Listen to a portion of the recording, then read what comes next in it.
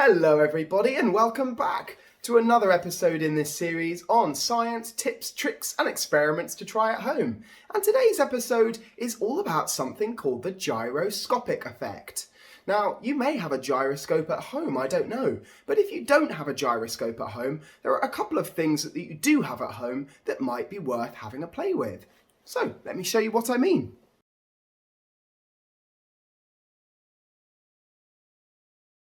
This is a gyroscope. This is an invention that's designed to show the gyroscopic effect. And the idea is you can balance this gyroscope up on its end. Let me show you.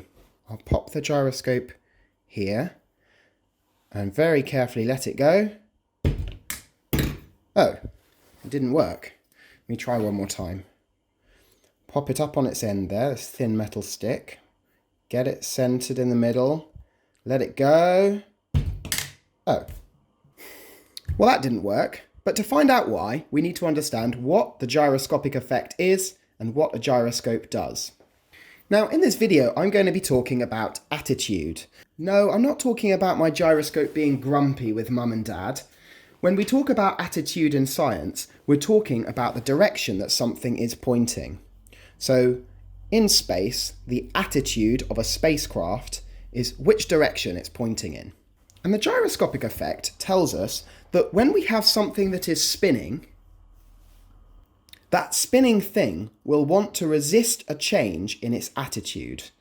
Quite simply, that means if a gyroscope is pointing one way and spinning, it will want to stay pointing in that direction. And that if we try to change that attitude or change that direction, the gyroscope will want to bring itself back into the attitude that it was. We call this the gyroscopic effect. Now, a fidget spinner is something you might have at home that spins nicely. This is quite a good one because it's got some quite heavy metal parts, which makes the whole thing quite heavy. If we give it a spin and hold it, we can actually begin to feel the gyroscopic effect. When I turn the fidget spinner, I'm feeling a little bit of a force on my thumb. Now, gyroscopic theory tells us that to make this force stronger so that we can feel it more, you either have to spin your spinny thing faster or you have to make it heavier, give it more mass. If you have a very, very heavy thing spinning quite slowly, you'll feel quite a big force. And if you have quite a light thing like this spinning very, very quickly, you'll also feel quite a strong force. Now, try as I might, I can only spin it so fast with my finger here. And giving it a good spin, I can begin to feel that gyroscopic effect there. You can see it almost wants to stabilize itself. How can I make this spin faster? Well, instead of giving it a push with my fingers, I can give it more of a push by using some air blown from a straw. Now, I'm going to blow through this straw, and I'm going to aim the air at the edge of my gyroscope. Instead of giving the gyroscope one big push with my finger, which can get it spinning quite fast, I'm going to give it thousands and thousands of little tiny pushes. Every time the gyroscope spins around, it's going to catch another gust of air, and I can get this spinning seriously fast. When it's spinning really fast, I'll be able to feel even more of a gyroscopic pull or a gyroscopic effect. Let's have a try.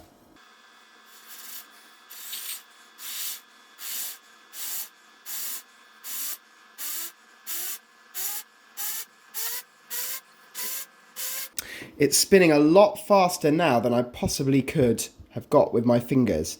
And as I move this around, it wants to stay stable and I can feel a real push and a pull. It feels very strange and almost liquid in my fingers. So that's something you could definitely find at home. You have to get it spinning quite quickly, but you could find one at home and start to feel a weird pushing and pulling feeling on your thumb and finger. But you'll only get that feeling as you try to change the attitude of that spinning thing. So to feel it, you have to basically twist it like this. So it was facing up, and now it's facing on its side. And that's what the gyroscope will try to resist. It will pull against that. Okay, we need to go bigger, I think. Now, a bike tyre is much heavier than a fidget spinner. But I'm not going to be able to spin it as fast, but because it's got more weight, more mass, I should be able to feel a strong effect.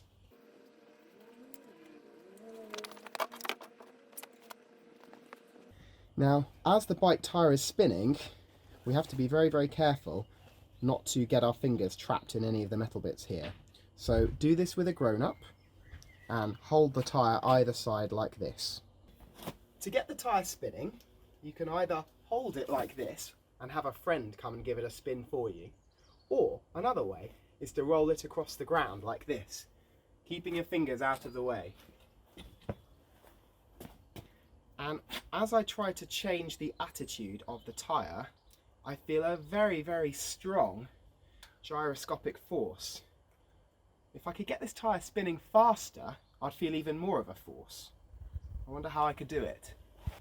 So blowing air on the fidget spinner worked to get it spinning really quickly.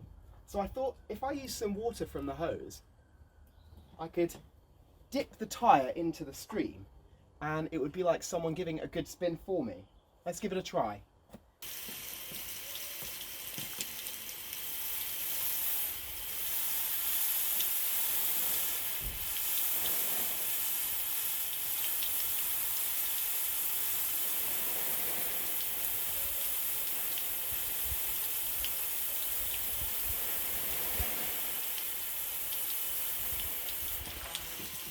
Whoa!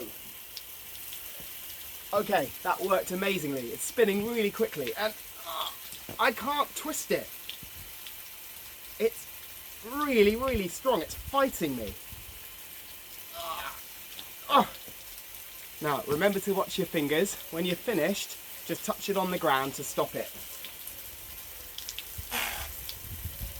There you have it, a bicycle gyroscope. So, where is this effect useful? Well, we've just had a look at my bike, and a bike is a really good example of an invention that uses a gyroscopic effect. So we've got the frame of the bike here. There's where you sit. The pedals are here, aren't they? Now, gyroscopic effect is the reason why it's actually harder to ride a bike when you're going slower. When you're moving slower on your bike, the wheels are spinning round slower, and so there's less of a gyroscopic effect. It means the bike can fall over. But when we're going quickly on our bike, these wheels, and there's two of them, remember, are both turning in the same direction, and they're both turning much, much quicker. And so the bike resists a change in its attitude. It means it doesn't want to fall over. And in fact, if you get a bit of a wobble going when you're going fast on your bike, quite often the bike will correct itself. It will stand up straighter and it will resist you falling off it. There's a great video clip of them making a gyroscopic stabilization platform on the International Space Station. And they use something that they've got up there anyway, which is some old CD players, some old CD Walkmans they're called. This is a sort of personal CD player that you plug in your headphones to. But of course, what's happening in a CD player is it's spinning a CD very, very quickly. So I'll show you the clip just to show you what they did. Gyroscopic platform. Here we have a compact disc player, and the rotating music disc inside presents a fair amount of gyroscopic stability. Here's a compact disc player turned off, and it freely tumbles about its center of gravity. And here's one turned on, and again it shows gyroscopic stability. Being engineering types, we decided to tape two together, and when they're turned off, there's no stability. But now that they're turned on, they make a nice two-axis gyroscopically stabilized platform. Again, being engineering types, the next thing we decided to do was to tape three of them together, and here they're turned off, and it freely tumbles about its center of gravity. Here they're turned on, and it exhibits a fair amount of stability as a three-axis stabilized platform. I had one student ask whether playing heavy metal would give more stability, and I don't think so. The next thing to do is figure out how you could use it. So we taped our flashlight to it. And when we work at dark corners of station, like with our drill driver, we can use the platform as a third hand, and we can get to work with our drill, and we can listen to music at the same time. Kind of cool, huh? Now, you might be asking, why did they need 3 CD players taped together like that? Well, the answer is in the 3 dimensions of space. If I draw a little dimension diagram here,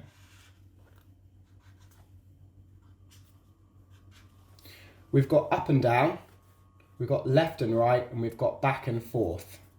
Okay, these are the 3 dimensions that we call a 3-dimensional representation of space. And one CD player will control an attitude change, but only in 1 dimension. So what you end up having to do is you end up having to put 1 disc that is rotating on that axis, 1 disc that is rotating on that axis, and another disc which is rotating on that axis. So we end up with the 3 dimensions being stabilized. And when we end up with a trio of stabilized discs like that, we end up with 3-dimensional stabilization. It should stay pointed in the same direction, which is what you saw in the video. Okay, we're nearly finished. But I began by showing you this, and showing you that it very much does not stand up. Well, you've probably worked out the reason now after watching the video. It's not spinning. So I'm going to give it a spin and we'll see what happens with this gyroscope. Now this is a really, really high quality gyroscope and it spins very quickly indeed. So we're going to see an incredible gyroscopic effect here. Okay, so I've got my gyroscope here, and as you can see, for our little control experiment, the gyroscope refuses to balance. And that's to be expected really. It's very heavy this end, and we're trying to balance it on an incredibly tiny little point. So without the help of the gyroscopic effect, with this spinning, there's no hope. We won't even think about it. Right, let's spin this up. I'm going to use an electric motor to spin this to a very, very high speed, and it's also a very heavy metal disc in there. So we've got both advantages of having something that's quite heavy and having something that is spinning very quickly. Let's get going. Okay.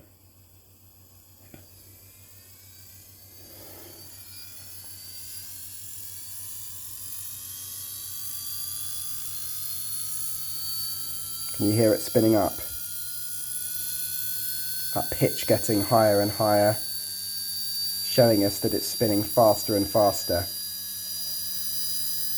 Okay, we're ready to remove the motor and see what it does. Are you ready? Here we go. The motor's off. Let's let it go. And there you have it. A very, very powerful gyroscopic effect. Now, one thing you'll notice with this gyroscope is it's starting to move around in very, very small circles. This is a gyroscopic feature called precession, and it's something that gyroscopes do. They will begin to slowly spin in circles that get bigger and bigger. And that's part of the reason why we needed 3 CD players in the International Space Station to create that stable platform. The 3 CD players will act in different directions and they're going to cancel out this spinning effect that you get. But what's amazing is as the gyroscope gets lower and lower, it seems to defy gravity. Now, there's no tricks here, I promise. I can move this about. It's not glued down or anything. But as we get lower and lower, it just seems impossible that this gyroscope isn't falling over. Let's see if we can get a good view of it.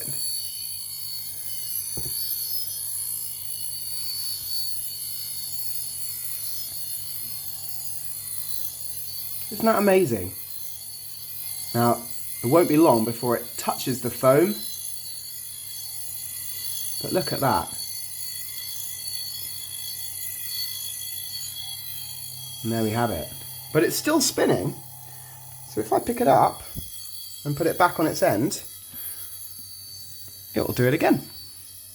Until that disc slows down enough that the gyroscopic force is too weak and it will then fall over. So there you have it. A gyroscopic force created by spinning things. What have you got that might spin at home? You could try a fidget spinner, a bike wheel, or maybe something else. Have fun!